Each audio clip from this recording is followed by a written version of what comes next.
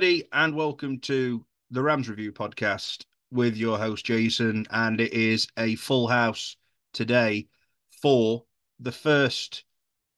It's fight week. It's got that fight week feel, hasn't it? The championship season kicks off in 5 days' time with a wonderful trip to Lancashire to play Blackburn Rovers. A game that I am going to. I'm going to Blackpool for the weekend, so I'm hoping it's a bit of an early start Friday, so I'm hoping I actually get to see the game. But we will wait and see. But yeah, looking forward to it. And we've got a bit of a season preview on the podcast, as well as Blackburn chat later on. Joining me, it's been a while. Mr. Corey Hancock is here. Corey, how are we? Jason, I'm good. I know we talk via text a lot, but it's been a long time since me and you have been on a podcast together. So hopefully it all goes well. And I'm excited to hear about your trip to Blackpool. I'm still waiting my invite because I am a sucker for the seaside and I am a sucker for Blackpool. So enjoy Pleasure Beach and watch out for those like penny slot machines, which always get me. Mm. Yeah, absolutely. Yeah, looking forward to spending some time in Blackpool, and then hopefully the weather is kind. I've been to Blackpool 4 times. It's rained every time, and it's normally been in July when I've gone. So there we go. But we'll see. Joining us as always as well is Jack Bryan. Jack, how are we doing? Yeah, good, thanks. Excited to get the season going. We've got some good plans for content over the coming weeks, and yeah, ready to hit the ground running now. Absolutely. And last but not least, probably the most important man on the podcast, BBC Radio Derby's Dom Dietrich. Dom, how are we doing, mate? Very well, thank you. I appreciate the very kind intro, but definitely not the case. Yeah, I'm feeling good. I like your description of fight week for the start of the season. It feels very much like that. It feels like we're at that pre-match press conference stage, both sizing each other up and how the season's going to go. But yeah, looking forward to getting stuck in and 8 o'clock under the lights on a Friday night. Let's have it. It'll be good fun. Yeah, absolutely. I mean, obviously, I appreciate BBC Radio Derby covers Derby and Burton, but I saw the tweet come out of obviously your schedule for Sports Scene this week, and it was just jam packed, and that's the one where the podcast is back on the daily, and that's when things really have really have got to get going, and obviously I'm sure all look forward to Paul Warne's press conference on Thursday, I think it is, as he is back in the Championship, and Derby County are back in the Championship. And of course, that is where we start pre-season. Dom, obviously, I'm sure. I mean, I've watched every game. I went to the game on Saturday. It's the only one I've physically been to, but I have managed to see them all. Obviously, you've been away with them in Spain. You'll have seen probably a little bit more than the likes of me, Corey, and Jack will have done. Pre-season as a whole, obviously, is it 7 new bodies at the time of recording? If you It was include Corey obviously Blackett-Taylor. yes, of course, yes. I mean, we knew from the departures in summer that we'll start with the midfield. It got obviously decimated with Horahan leaving, Smith, Bird, just to name a few. Of course, we thought probably the saga of the summer was going to be Ibu Adams. It turns out that might be another player who we might move on to talk about a little bit later on. Obviously, we got Ibu through the door. We've brought in David Ozo. Obviously, Ben Osborne, who I will ask you later on, who was your tip to captain this season. And I think Ben's right up there with a shout. But we knew the midfield had to be strengthened. That's the start. We've added to a forward line. We've not really done too much at the back, really, because I mean, coming out of League One with one of the best defensive records, I suppose it never really needed too much surgery. It was in that middle of the park. I know, Dom, you'll have spoken to Paul about transfers, obviously, on a very regular basis. We know he's been quoted in pre-season saying he wanted about 12 to 14 new bodies. Obviously, we're at that 6 or 7 mark at this moment in time. So if he can get in those other 6 or 7, we are only halfway through the business. But a word on the business and those players in pre-season. What's been your thoughts? I must admit, I've been I've been pretty impressed with the majority of them from what I've seen. Appreciate it's only pre-season. We can't always look into the results, but key players in key areas, I think, which we know we needed. I think it's been so far a good start. Hopefully, it's only the start of the transfer dealings, and pre-season as a whole.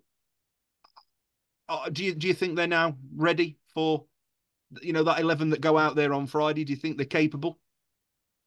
Yeah, I think they're capable of surviving, and I guess that's where the interesting talking point comes from, isn't it? What is the expectation for Derby County this season? For years in the Championship, it's been all about pushing for the playoffs, getting involved in the promotion battle to try and get to the Premier League. Last couple of seasons have been winning more matches than they've been losing them, and it's been at the top end of the table.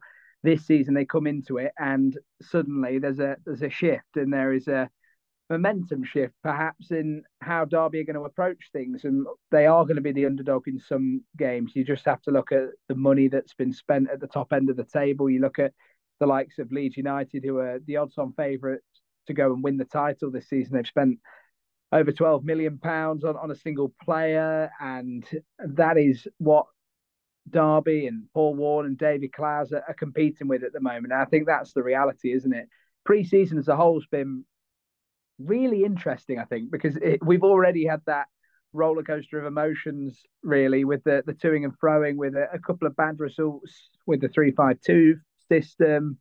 Then suddenly it gets changed to a 4. It starts to work and it starts to look like it fits a bit more. You get the admission with Paul Warne with us on BBC Radio Derby that 4 at the back suits the players he's got available more. We know for the last 2 seasons or so he's been trying to recruit for that 5 at the back system, and with wing backs and 3 centre halves. So there's been a change there. There's a whole new fitness team at the club now this season that came a few weeks ago before the trip to Spain. So they're all in position. Derby County have brought in, as you say, there 6-7 new bodies. If you count Corey Blackett-Taylor, Kenzo Houdman from Holland. They've got Caden Jackson, Jerry Yates, who I think have looked really good in that front 3. I think Caden Jackson, for me, is definitely a right winger. I don't think he's a striker, purely based on his goals record, but then also his impact with his pace, getting in behind fullbacks. I think Jerry Yates is going to be a really good addition when he's not suspended. Obviously, he's out for the first 3 games, including that cup game against Chesterfield. So that's going to be a shame not to see him, because I think he has looked strong in pre-season. And then it gives Nathaniel Mendez-Laing that opportunity on the left to play where he does best.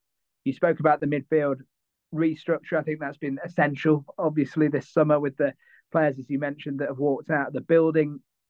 Ibu Adams coming in was the one everyone wanted, wasn't it? It was the one all the fans were clamouring for. And then suddenly, in the last 180 minutes of pre-season football, David Ozo's given people a few things to think about. And another lone player comes in the building and starts to make an impact. And we're starting to really see why he was so highly rated. So I really like the balance in midfield. Ben Osborne on the left side of the 3 with Kenzo Houdman on the right side of the 3 and David Ozo behind. I think it looks really good. I think that's where Derby's strength is. I do think, though, they need to strengthen at the back, because they've been susceptible to a few instances in pre-season already where there's been a bit of issues giving away the ball and costing themselves goals, and teams have capitalised on that. And we know that's the difference, isn't it, going up into the second tier compared to the third tier, is that teams will punish you. They will take the chances. So overall, I think it's been a decent pre-season so far. I think they can be happy with what they've done, but I think they're going to hold out now for those Premier League loans, and it might not be for a week or 2 that we start to see Derby County further strengthened. Dom, you opened up a kettle of worms there that I know you didn't want to go to, but you did. Talked about strengthening at the back, and Ibu Adams was what we thought was going to be the transfer saga of the window. It's turning out it might be a different player. I know Derby's been linked with several goalkeepers, one of which is the Swedish goalkeeper from Djurgårdens, Jakob Videll Zetterstrom. We know that there's been a lot of reports about potential things. I'm going to get your opinion on it in a minute. And I think it's important to note that one of the things that may be delaying this deal is Djurgårdens' participation in the UEFA Europa Conference League qualifiers, which is an important thing for that team in Sweden. They're 51% owned by fans. So they get through to the Europa Conference League. That's worth an extra little bit of money on potentially what could be a decent transfer fee anyway. What do you know about Derby's pursuit of this goalkeeper or any other goalkeeper? Well, look, it's bizarre. It really is at the moment. I've seen the fee reported around 1.6 to start and then add-ons. That's not correct. I think the 1.4 was probably more correct. Yes, there'll be success-based add-ons as there are with most deals nowadays, but it's certainly the lower of the two there. But that fee seemingly has been agreed. The medical, we believe, is done as well. He's been to Derby. He's gone through that process. But the simple matter of it is they haven't signed anything yet. There is no deal signed. There's no contract signed. So he's still a Djurgården player.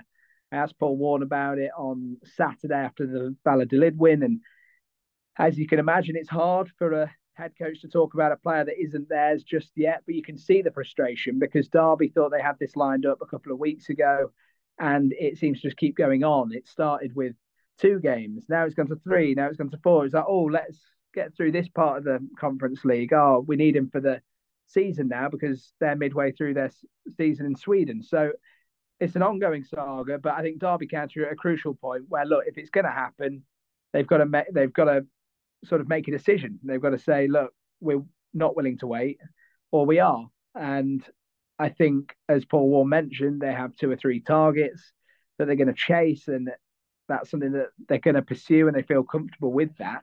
But clearly, he's their number one choice, so that they either want him or they don't.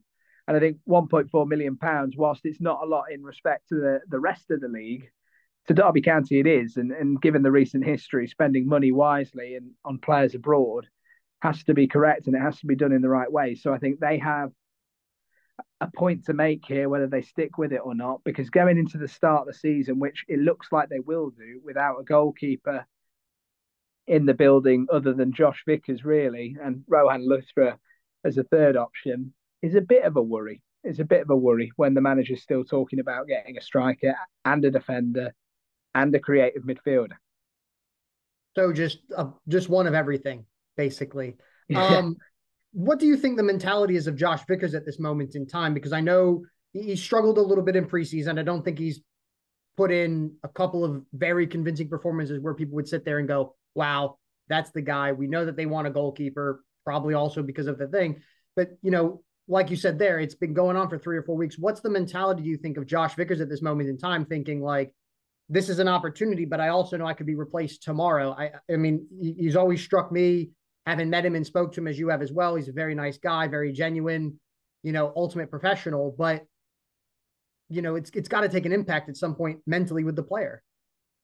Yeah, Josh is an unbelievably nice guy from what I understand in the dressing room. He's a really important figure within it, but I also think he's quite humble and modest, and I think he perhaps knows his role in the squad, and he came in and spent the majority of last season obviously behind Joe Wildsmith, and of course suffered personal tragedy, which I wouldn't wish on my worst enemy, and he's got through that and he's back into his football and he's playing. But you can't imagine it's good to have so vocally out there a goalkeeper on their way to Pride Park. I think if this was dealt with better from the Djurgården side, it wouldn't be such an issue for Josh Vickers. But because they've been so vocal in driving this deal, because their sporting director has been talking so much about Derby County and his move to England, it can't help because all he'll look at and all he'll read is, or hear or listen to, whatever, will be Jakob Vidal Zetterstrom on his way to Pride Park. And that is where Josh Vickers is playing right now. So it's almost waiting for something. If you were doing your job and you knew there was someone lined up to come and replace you, you probably wouldn't do your job to the best of your ability because you would be thinking about that. Hence why I'm a podcast in the middle of the day, Dom. Jason, I'll turn it over to you. Yeah, I mean, it is becoming the talking point of obviously the transfer window.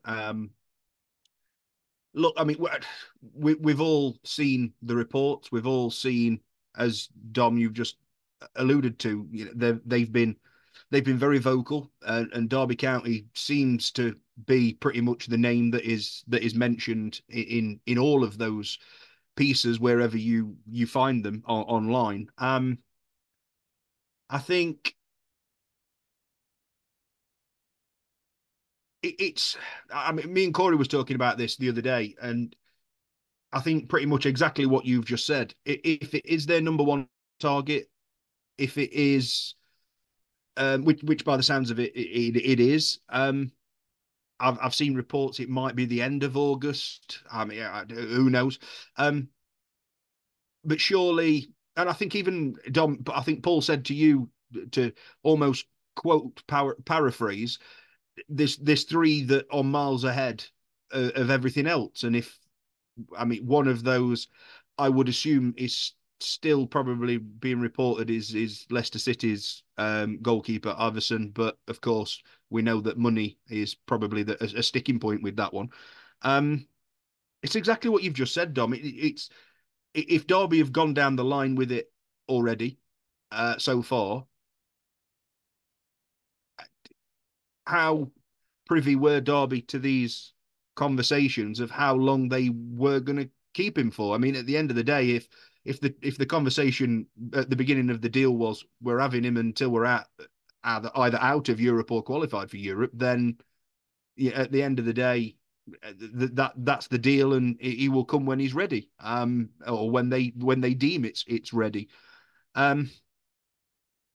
Obviously, worst case scenario, Josh, I'm sure will play Friday night, gets injured, then you've got a whole different conundrum to come from, because of course, as you mentioned, it very much looks like the third choice goalkeeper is probably done and dusted. But of course, we saw glimpses of him. Didn't I'll be honest, didn't cover himself in glory for 20 minutes with two of the goals that he conceded. But of course, we know Paul has said, whilst he's been on trial, he has been pretty solid. I suppose it's a stick or twist that Derby go for it and hang out. But of course, as you say, if no deal, if this is all a gentleman's agreement, if we want to call it that, and then we wait until the end of August and they suddenly pull the plug and Derby haven't gone for something else, it's going to be a difficult one. And I think if we was talking this situation with a striker, whilst I do believe Derby do need something else up front from what I've seen, they can probably cope with what they've got. Whereas I think it's pretty obvious, as you said, you can't just cope with Josh Vickers, a goalkeeper who himself hasn't got hundreds of appearances behind him in the Championship. So and such a solid position that you really want a solid goalkeeper, and of course somebody who wasn't in the team and part of that, albeit the 3 or 4 games that he played in and around January. It's really got to be a pressing matter. And how, in your opinion, if the Zetterstrom deal isn't something that Derby think is worth pursuing, how important is it to get that goalkeeper in, done and dusted as fast as possible, whilst getting the right one? I think they have to get it done soon. Look, Josh Vickers isn't a bad goalkeeper for any meaning of the word. He is a very capable goalkeeper. He won't. I don't expect it to cost Derby points in the first month of the season, particularly. I think they can manage, but it's not great having to wait. And I think my thing with it is, from the club's perspective, the look, it gives them the fact that they're having to wait and play to the tune of Djurgården, and despite offering a hefty amount of money for this player. I think that's the issue I take with it. I think obviously you need a stable number one. That is almost the staple of any football team that's successful. They have a number one and they stand by it, and that is the sort of linchpin of what goes forward in the spine. And to not have that, and just to have that uncertainty, I don't think getting accustomed to England will take all that long for Zetterstrom particularly. I know he's His English is very good. He'd be more than comfortable stepping into it, but it does take a while to get used to players. And I imagine a goalkeeper from Sweden getting used to the championship in competitive fixtures will be a lot different to if it was 2 weeks ago in pre-season without the pressure of a wanting crowd, of a demand to get points and a clamour to see performance. I think, but by all accounts, he's a very highly rated goalkeeper. So if he joins Derby, he will strengthen them. But as Paul once said, and as you mentioned, they have other targets. And if those other targets are just as good, why not just go for them and move on? I guess that's what they're paid for. The likes of Stephen Pearce and the head of recruitment, Mark Thomas, that's what their job is to figure that out. Dom, when I spoke to a lad who watches Your Gardens every week, he said he would expect if Zetterdahl does sign, he would only be at Derby a year because he's Premier League quality. So that's good to know with potential and things like that. And talking about performances and talking about preseason, Dom, who has impressed you the most this preseason? Watching them and thinking, okay, they're primed for a breakout, or Derby can really rely on them. Who's really impressed you this preseason? Well, I think the last two games, you have to say David Ozo has been really impressive. The way he gets hold of the ball, he breaks up play, gets Derby back on it, but he calms it down and gets them ticking again. I've actually liked Kane Jackson. I don't know if that's going to be a popular choice. I'm not too sure what the perception's Dom's been of. hot take, Caden Jackson. Yeah, I quite like him. I like the way he played at Barnsley. I don't think he's been given the fair rub of the green so far in some of the pre-season games. I don't think he suits the 3-5-2, and I don't think he's a central striker. When he played on the right-hand side against Barnsley, I really liked him. I thought he gave the fullback an absolute nightmare with the ball in behind. You just clip one in behind and he's onto it like a flash. He is absolutely rapid. Obviously, he doesn't have that end product, but I can see why Ipswich Town liked him so much and kept him on for so many years, even when they were successful. So I quite like him. I think Jerry Yates will do well. I just think he perhaps needs that sharpness that will come in the first few games of getting in front of goal and getting on the end of crosses. But I really like Jerry Yates. Henzo, I know he's a popular choice, so I didn't particularly want to say it. But I think he has been impressive. But I would just like to see him be a bit more progressive with it. I'd just like to see him perhaps in and around the penalty area, creating and offering some sort of attacking threat as well. He's really nice and he's dealing with the pace of the ball. And I think off the ball, he's impressed me more because he's been physical and he gets into a tackle and gets it back. But yeah, hot take, Kane Jackson. And then I guess the obvious one, David Ozo. And Dom, there's an old adage that they used to say in baseball here that, speed, you can never have a slump with speed. If you're fast, you'll always be fast. So, if Blackett Taylor, Mendez-Laing, and Caden Jackson all have pace to burn, that's something that you can go out week in and week out and rely on because your touch might be garbage. You might not be able to find the back of the net, but you'll always be fast. I could do neither. I'm not fast, nor good at scoring, nor good at passing. But, it's definitely an asset to have another third very fast guy on the team as well because, Barkhausen's no slouch either. In terms of the things, he's not got the same blistering style of pace, but it's another option to have where we don't have to have Mendez-Laing, who's been a consistent performer for us for 2 seasons, week in and week out, being able to rely on him, that he has to continue to shoulder the load. We have to keep playing him when sometimes, we might be able to give his legs a rest and save him for the next week. Yeah, I just think the way Paul Warne plays as well, I just think he describes them as speed demons, doesn't he? He constantly wants pace in behind. And I think it has been a long time since we've had someone with blistering pace at Derby County. I think they've lacked that over years. You talk about Barkhays and various other players there, but they're still at the last stage of their career. So Kane Jackson's someone that is used to playing fast attacking football. And I just think that he's got the right intent and he looks sharp. The one thing I will say, the players that have been signed since promotion back to the championship, you can tell their championship quality. You can almost see the difference in ability when they get hold of the ball, the way their first touch and how tight it is and how sharp they move it on. I think you can definitely tell that. That's why I just think the next 6 signings, or however many Paul Warne makes, need to be of that ilk as well. I'm sure they will be, but we'll wait and see. 6 signings, that just rolled off your tongue like that was a normal thing, like just another 6 signings, and then we'll be okay. That was very easy on the tongue, Dom. That was very well rehearsed. Well, we've got Burton Albion here, and they've made 18 signings this summer. So, yeah, playing catch up, that's for sure. Jason?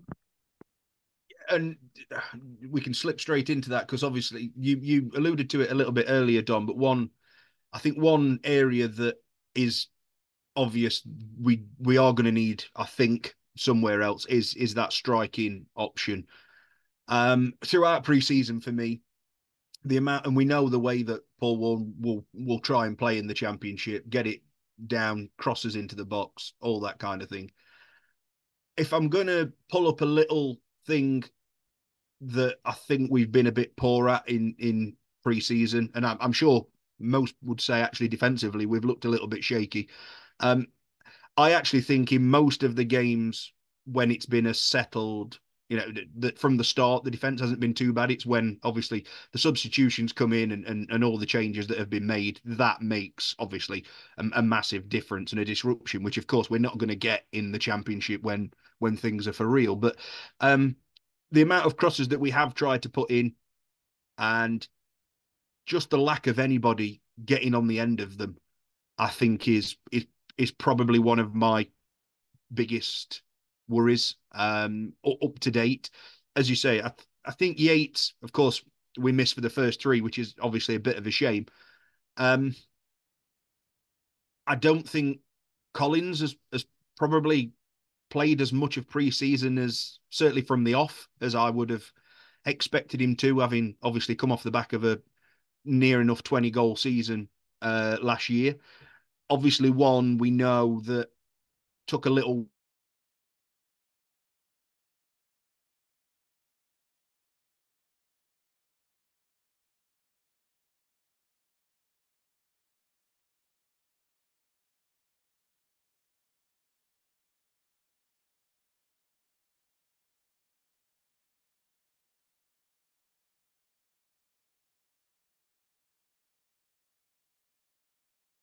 I don't think the squad numbers have even been announced yet. That I would assume is going to be at some point this week. So that might start to give a bit more of a feel as to who that starting 11 might be. But just a few words on up front, Dom. I think you kind of highlighted it earlier. Paul Warne's definitely said it. I'm a little bit worried going into a championship schedule with just what we've got at this moment in time. Yeah, and I think in terms of the James Collins situation, I think he's been given an extra year, but I think it's pretty decent terms in terms of what's been agreed. And I think James Collins will know that at this point in his career, he's not going to be the main man, and that's why Paul Warne consistently, even over the last 2 seasons and a half he's been in charge, has always said he needs a new striker. Always said he wants to bring someone in. And I think you're right and wrong to be concerned. I think at this point of pre-season where Derby still needs so many targets, because obviously the Premier League loans are always going to play a part, and they do naturally come towards the end of the transfer window because Premier League squads make their choices, and then the Championship clubs all fight for the scraps and try and get in a good deal if they can. In terms of the striker option, I still think a centre half is just as crucial. Personally, I just don't think they're that well stocked at the back. Aaron Cashin is traditionally a slow starter in seasons. For the last 2, he's always got off to a slow start and then really come to the forefront of it sort of a quarter of the way through and gone on from strength to strength to be one of Derby's standout players.